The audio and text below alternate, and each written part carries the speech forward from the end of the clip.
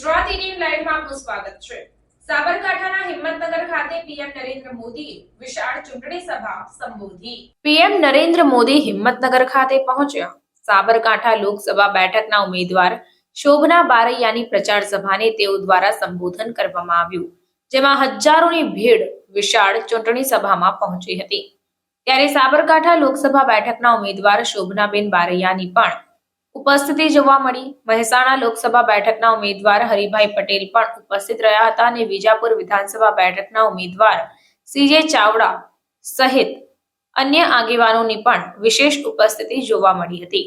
સાબરકાંઠા જિલ્લાના હિંમતનગરમાં માનનીય વડાપ્રધાન નરેન્દ્રભાઈ મોદીએ સભા યોજી હતી અને વિજય વિશ્વાસના નારા સાથે સભાને સંબોધન કર્યું હતું।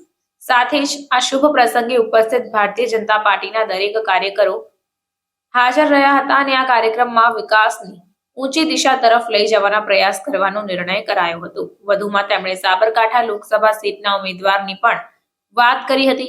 સાબરકાંઠા જિલ્લાની પ્રજાએ પણ આનંદ અને ઉલ્લાસભેર આ કાર્યક્રમને સફળ બનાવ્યો હતો।